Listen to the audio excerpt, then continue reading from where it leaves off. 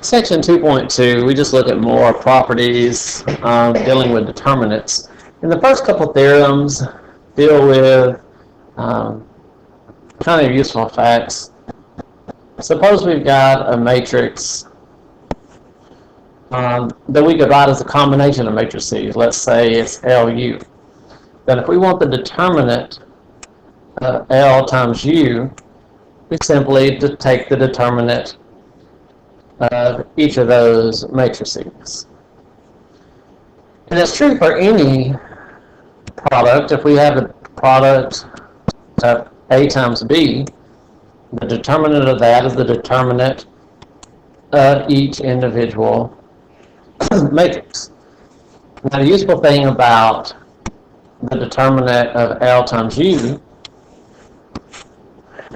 let's suppose that L is a lower matrix with ones on the diagonal,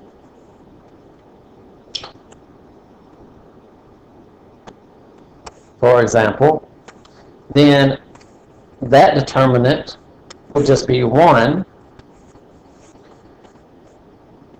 If we have an upper triangular matrix,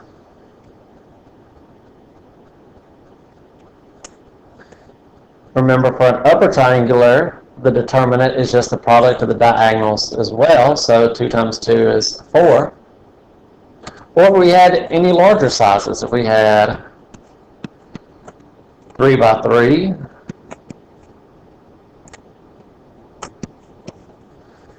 a lower triangular, remember the determinant is just the product of the diagonals, so that determinant is 1.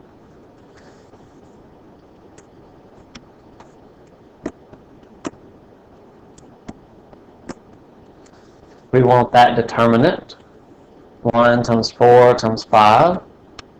So if we multiply that result, then the determinant of that is 20. So we have a matrix, but we know it's lower and upper, and we can just multiply by the diagonals to get our result. If we have some matrix that we can't convert to a lower and upper without doing a permutation first, then the determinant of that matrix is still the determinant of the upper. Remember, when we have it in LU, the lower, we're going to have 1s on the diagonals. So while it's the determinant of L times the determinant of U, if the determinant of L is just 1, then that's really just equal to the determinant of U. So if we take the determinant of this, the determinant of L is 1, then we have the determinant of U divided by the determinant of the permutation, which when we do the determinant of a permutation, that's either going to be 1 or negative 1.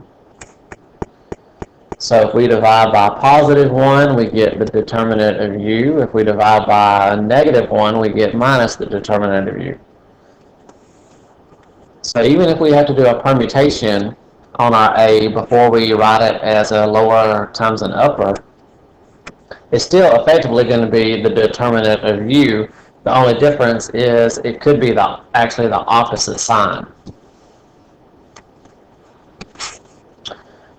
Okay, if we have the determinant of a matrix and we want the determinant of its transpose, well, those are equivalent to each other. Let's just look at a simple 2 by 2. We have 1, 2, 3, 4. The determinant of that is 1 times 4 minus 3 times 2. If we have the transpose of that, then our first column becomes our first row. Our second column becomes our second row. Multiply across the diagonal, 1 times 4 minus 2 times 3. Notice we get the same thing. Now, that's not perfect proof to show that that always works, but it turns out that we do have a theorem that says that those two things are true. Which kind of leads into the next theorem. When we did the determinant of, suppose, a 3 by 3 matrix, let's suppose let's go back. Let me get one that we did earlier. Let's see. The first 3 by 3 matrix we did was this one.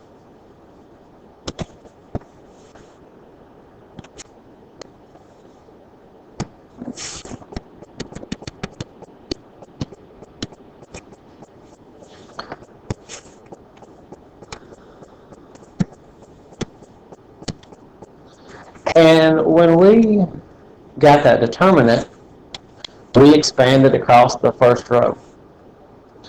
But the next theorem says that we can actually expand across any row that we want or any column that we want. So let's just try another let's try another row, or I'll tell you what, let's do a column. Let's expand down the second column. So if we want the determinant of A,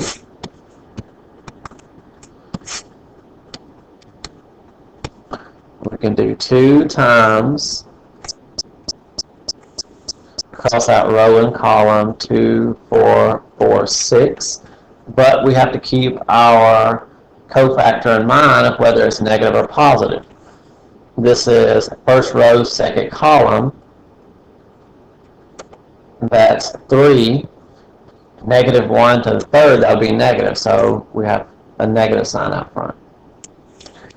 Then our next one will have 3 times whatever we get when we cross out row and column, which would be 1, 3, 4, 6. This is second row, second column. 2 plus 2 is 4. That's even, so that's positive. Then when we do 5, if we cross out row and column, we're left with 1, 3, 2, 4. That's third row, second column. 3 plus 2 is 5. That's odd. Negative 1 to an odd is negative. So we evaluate this. We have negative 2 times, let's see, 12 minus 16, negative 4, plus 3 times 6 minus 12, negative 6, minus 5 times 4 minus 6, so negative 2. So we get 8 minus 18 plus 10, which is 0. Which that's what we got when we calculated the determinant using the first row. So that's a useful theorem since we can use any row or any column, because if we have a matrix that's not triangular, but we have a lot of zeros in it, then we can utilize those zeros to make our computations much easier. Notice the second column has the most zeros in it, so if we expand about the second column, second column to get our determinant, we have 0 times crossing out first row and first column, but 0 times anything is 0. Technically it's minus that. And we have 2 times cross out row and column. Then we have 0 times cross out row and column.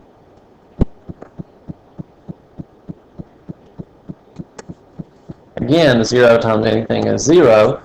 So all we had to do to get that determinant is do 2 times this, minus 4, minus 15, minus 4, minus 15, minus 19, so negative 38. So while that was a 3 by 3 matrix, we were able to calculate its determinant very quickly by expanding down a row that had mostly zeros, or a column rather. Which you might realize, hey, what if we have a matrix that has all zeros in a column or a row?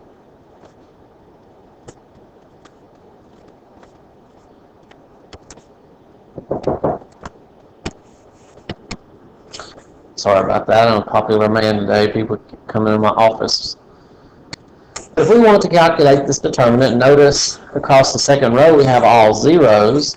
So if we expand across the second row, we'll have 0 times some determinant, 0 times another determinant, 0 times another determinant. So we'll get 0 when we calculate the determinant of A.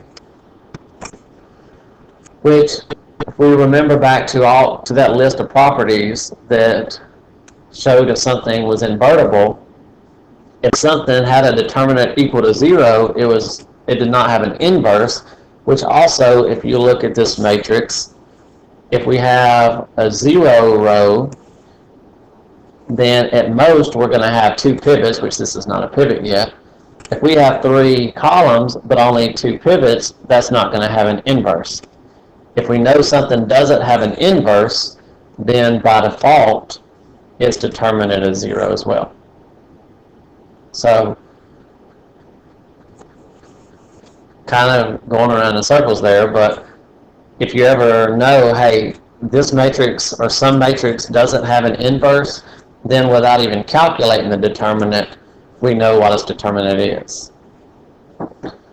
But this is just a good illustration of how this theorem is useful. You can use any column, any row to expand to calculate the determinant. Just wanted to mention a couple of other properties in 2.2 that may be useful. If you have a matrix, let's suppose 1, 2, 3, 4, if a row or column, a single row or a single column is multiplied by a scalar. For example, if we come in and double the first row, then the effect that has on the determinant is it doubles, in this case, the determinant. If we look at our determinant of A, it's 4 minus 6. If we look at the determinant here, it's 8 minus 12, which is simply our previous determinant times that scalar.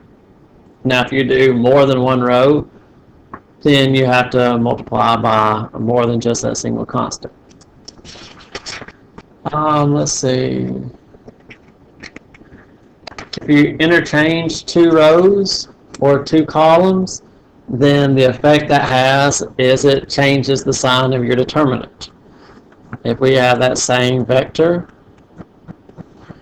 we said that that determinant is 4 minus 6, or negative 2. If we interchange the first and the second row, then our determinant is 6 minus 4, which is positive 2. Or if we interchange the first and the second column, we have 6 minus 4, which is 2. So interchanging rows or interchanging columns has the effect of just changing the sign of the determinant. Another property, if we have 2 equal rows or 2 equal columns, 2 equal rows or columns in a matrix, then the determinant of that matrix is 0. Think about if you have some matrix, but 2 of the rows are either the same, or it could be that one is just a multiple of the other. Then if you were to row reduce that, then we would end up with only 2 pivots.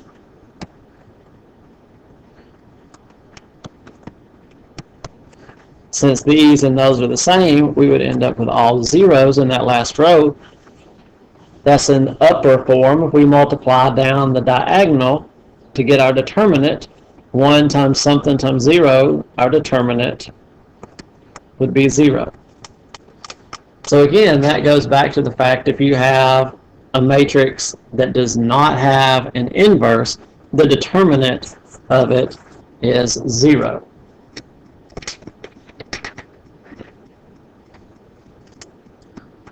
Let's see if there... and those are the main... There are a couple other properties, but those are the main ones that we're going to look at in 2.2.